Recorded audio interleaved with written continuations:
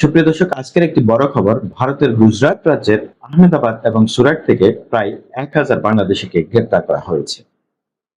গুজরাটের স্বরাষ্ট্রমন্ত্রী জানিয়েছেন, বিভিন্ন সময়ে তারা ভারতের বিভিন্ন অঞ্চল থেকে গুজরাটে একত্রিত হয় এবং সেখানে বসবাসের জন্য জাল নথি ব্যবহার করছিল। এটা একটি বড় ধরনের সাফল্য বলছে তারা, যেহেতু অনেকজন অভিবাসীকে গ্রেপ্তার করা হয়েছে এবং তারা সতর্ক করেছে যে গ্রেপ্তারকৃতদেরকে তার নিজ দেশে ফেরত পাঠানো হবে। আমরা ইতিপূর্বে বিভিন্ন সংবাদ মাধ্যম থেকে জানতে পেরেছি যে আওয়ামী নেতাকর্মীরা ভারতে অবস্থান করছে এবং তারা সেখানে বসবাসের জন্য বিভিন্ন ধরনের জাল নথিপত্র তৈরি করছে। তার প্রেক্ষিতে আমরা এতটুকু ধারণা করতে পারি যে আটককৃত অধিকাংশই পতিত সরকারের সমর্থক ছিল।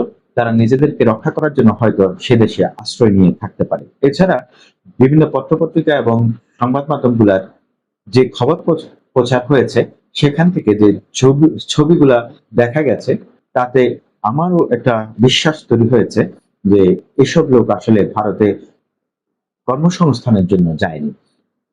একটি কথা উল্লেখ করা ভালো, বাংলাদেশের অনেক হতদরিদ্র মানুষজন ভারতে তাদের কর্মসংস্থান খোঁজার জন্য যায় এবং অবৈধভাবে বসবাস করে থাকে। তো সেক্ষেত্রে আমরা ধারণা করতে পারি প্রায় 80% মানুষ হয়তোবা আওয়ামী লীগ সরকারের সমর্থক, আর বাকি যারা আছে তারা হয়তো কাজের উদ্দেশ্যে গেছে। সময় বলে দেবে কি হবে। আমরা আশা করছি তাদেরকে ফেরত দিয়ে দেবে ভারতের সরকার, এবং সাথে তাদের সবচেয়ে বড় লিডার তাকেও ফেরত দেবে, এবং তার জন্য বাংলাদেশের মানুষজন অপেক্ষা করবে।